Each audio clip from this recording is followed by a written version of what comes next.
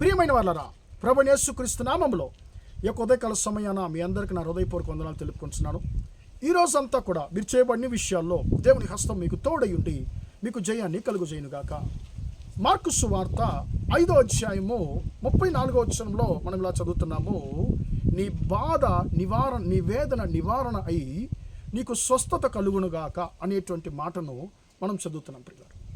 ప్రియమైన బిడ్డలారా, ఈరోజు ఉదయకాల సమయాన యేసుక్రీస్తు నిన్ను చూసి ఆయన అంటున్నాడు, నా కుమారుడా, నా కుమార్తె, నీ వేదన, నీ బాధ నివారణ అయి నీకు స్వస్థత కలుగునుగాక అని ఆయన అంటున్నాడు. ప్రియమైన బిడ్డలారా, మార్కు సువార్త 5వ అధ్యాయము 23వ వచనం నుండి మనం 35వ వచనం వరకు మనము ఒక సంఘటన మనం చదువుతున్నామండి. 12 సంవత్సరాలు రక్తస్రావం గల ఒక స్త్రీని గురించి మనం అక్కడ చదువుతున్నాం.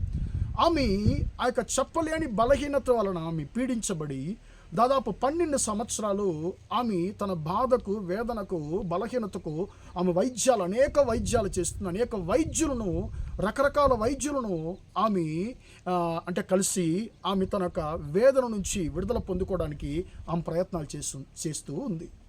ప్రియమైన బిడ్డలారా, ఆమె ప్రయత్నాలు చేసి 12 సంవత్సరాలు అయింది. తన వేదనకు, తన వ్యాధికి ఏ యొక్క పరిష్కారం కలగలేదు. కానీ డబ్బు, ఆస్తి అంతా కూడా మొత్తం పూర్తిగా ఖర్చు పెట్టేసింది.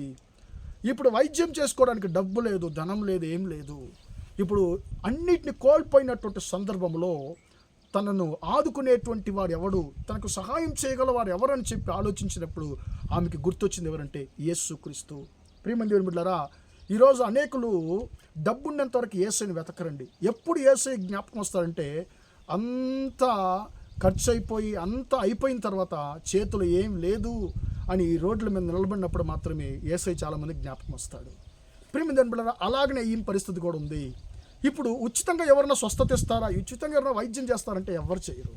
మనుషుల పరిస్థితి కూడా అదే. ప్రియమైన దేవుని బిడ్డలారా, అనేక సార్లు మన దగ్గర కూడా డబ్బున్నంత వరకు ఆ డబ్బుని తినడానికి మన చుట్టూ ఈగలాగా మనుషులు ఎప్పుడూ ఉంటారు. కానీ మనం కొంచెం కింద పడిపోయామంటే అస్సలు మనం పట్టించుకోరండి.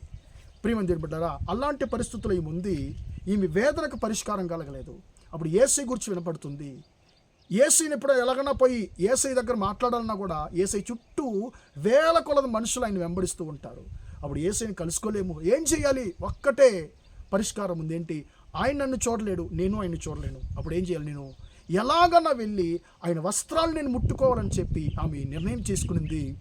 ఆ జన సమూహంలో ఆమె ఎలా యేసు దగ్గరికి వెళ్ళిందో తెలియదండి. ఆయన ముందు వెళ్తున్నాడు, ఈమె వెనక్కి వెళ్ళి, అంటే వంగి వెళ్ళిందో, నడుచుకొని వెళ్ళిందో, ఎలాగెళ్ళిందో తెలియదు, వెళ్ళి ఆయన వస్త్రాలను ముట్టుకుంది. అప్పుడు యేసయ్యలో నుండి ప్రభావం బయలుదేరి ఆమెను స్వస్థపరిచినట్లుగా మనం చదువుతున్నాం. ప్రియమైన బిడ్డలారా, ఎందుకు ఈమె యేసయ్యను ముట్టుకోకుండా యేసయ్య యొక్క వస్త్రాలను ఎందుకు ముట్టుకోవాలి?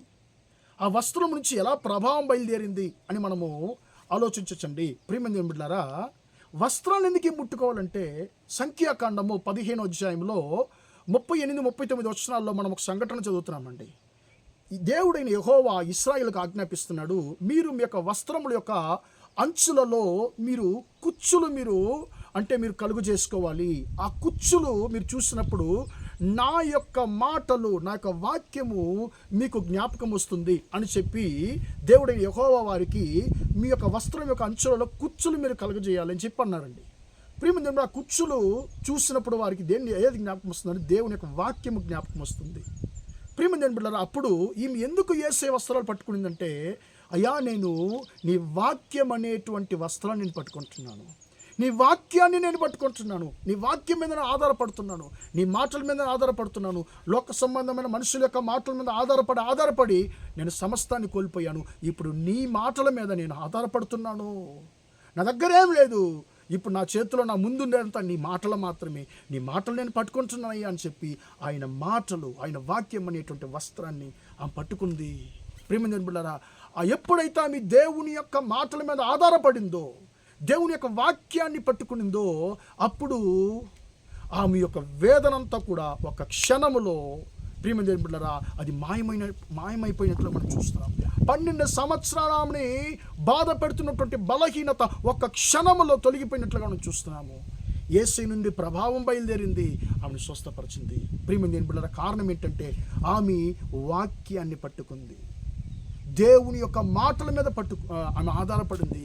ప్రియమైన దేవుని బిడ్డలారా, ఈరోజు మనము మనుషుల యొక్క మాటలను మనము నమ్మి నమ్మి నమ్మి నమ్మి సమస్తాన్ని కోల్పోయి ఉన్నామంటే అప్పుడు మనం కోల్పోయి ఈరోజు నేను నడు రోడ్లో ఉన్నానండి, వీధిలో ఉన్నానండి, నాకు పరిష్కారం ఎలా కలుగుతుందంటే ఈరోజు ఉదయకాల సమయాన యేసయ్య నీతో మాట్లాడుతున్నాడు. నీకు నా వాక్యం ఉంది, నా మాటలు నీకున్నాయి, ఆ మాటల మీద నువ్వు ఆధారపడు, ఆ మాటలను పట్టుకో. ఆ మాటలను పట్టుకున్నప్పుడు నువ్వు నన్ను పట్టుకున్న దానికి సమానము. కాబట్టి నా మాటల మీద నువ్వు ఆధారపడు, ఆ మాటలు నీ జీవితాన్ని మారుస్తాయని చెప్పి యేసయ్య అంటున్నాడు. దేవుని వాక్యం, దేవుని మాటలు అంటే ఎవరండి? యేసయ్యే వాక్యం. ఆదియందు వాక్యం ఉండెను అని యోహాను మొదటి అధ్యాయంలో మనం చదువుతున్నాము. యేసయ్యే వాక్యము, యేసయ్యే దేవుని మాటలు. ప్రియమైన దేవుని బిడ్డలారా, ఈ వాక్యం అనేటువంటి యేసయ్యను మనం పట్టుకుందామా? మన జీవితాలు, మన వేదనను ఈ వాక్యం అనేటువంటి యేసయ్య ఖచ్చితంగా మార్చే దేవుడై ఉంటున్నాడు. ఆయన అంటున్నాడు, నీ వేదన నువ్వు తొలగించి నువ్వు నెమ్మదిగా నువ్వు ఉండు అని చెప్పి యేసయ్య అంటున్నాడు. ప్రియమైన దేవుని బిడ్డలారా, కాబట్టి మనం వాక్యం అనేటువంటి దేవుణ్ణి మనం పట్టుకుందాము. ప్రార్థన చేద్దాం. ప్రేమగల మా తండ్రి, దయగల దేవా, నీ బంగారు పాదాల స్తుతులు స్తోత్రాలు చెల్లిస్తున్నానయ్యా. తండ్రి, ఇంతవరకు ఈ వాక్యాన్ని విన్న మీ బిడ్డలు మీరు దీవించండి, ఆశీర్వదించండి. ఆ 12 సంవత్సరాలు రక్తస్రావం గల స్త్రీ ఎలాగైతే నీ యొక్క తండ్రి వస్త్రం అనేటువంటి వాక్యాన్ని పట్టుకుని నీ వాక్యం మీద ఆధారపడినప్పుడు తండ్రి అయ్యా స్తోత్రం, సమస్తాన్ని కోల్పోయినటువంటి పరిస్థితులు కూడా నువ్వు తండ్రి ఆమెను ప్రేమించేటువంటి దేవుడిగా ఉండి ఆమె యొక్క వేదనను, ఆమె అంతవరకు ఆమెను వెంటాడుతున్నటువంటి ప్రతి ఒక్క వేదన నుండి తండ్రి ఆమెకి పరిష్కారాన్ని కలుగు చేశావు, నెమ్మదిని కలుగు చేసావయ్యా. తండ్రి, నీ బిడ్డలు మనుషుల మాటలు విని విని సమస్తాన్ని కోల్పోయి ఇప్పుడు తన సమస్యలకు పరిష్కారం కలగకుండా ఇంకా సమస్యల్లోనే తండ్రి కొనసాగుతున్నటువంటి ఒక్కొక్కరిని జ్ఞాపకం చేసుకోయ్యా. నీ వాక్యం మీద తండ్రి వారు ఆధారపడడానికి కృప దయచేయండి. కుమారుడా, కుమార్తె, నువ్వు సమస్తాన్ని కోల్పోయినా కూడా పర్వాలేదు, నీ కొరకు నేనున్నానని చెప్పి తండ్రి నీ బిడ్డలను ఓదార్చండి అయ్యా. వారిని వెంటాడుతున్న ప్రతి ఒక్క బాధకరమైన, వేదనకరమైన సమస్యలన్నింటి నుండి నీ బిడ్డలను విడిపించండి తండ్రి. బలహీనత, నానా రకరకాల బలహీనతలతో ఉన్న ప్రతి ఒక్కరిని తండ్రి ఇప్పుడే తండ్రి నీ యొక్క ప్రభావము, నీ యొక్క వాక్యం యొక్క శక్తి బయలుదేరి మనం స్వస్థపరచునుగా కానీ ప్రార్థిస్తున్నాను. ఈ వాక్యాన్ని వింటున్న ప్రతి ఒక్కొక్కరికి యేసయ్య నామంలో విడుదల కలుగునుగా కానీ ప్రార్థిస్తున్నాను. నీ బిడ్డలు ఒక్కొక్కరిని మీరు దీవించి ఆశీర్వదించమని యేసయ్య నామంలో ప్రార్థించి అడిగి వేడుకొంచున్నాను తండ్రి. ఆమేన్, ఆమేన్. ప్రియమైన వారారా, దేవుడు మిమ్మల్ని దీవించి ఆశీర్వదించును గాక. Praise the Lord, praise the lord.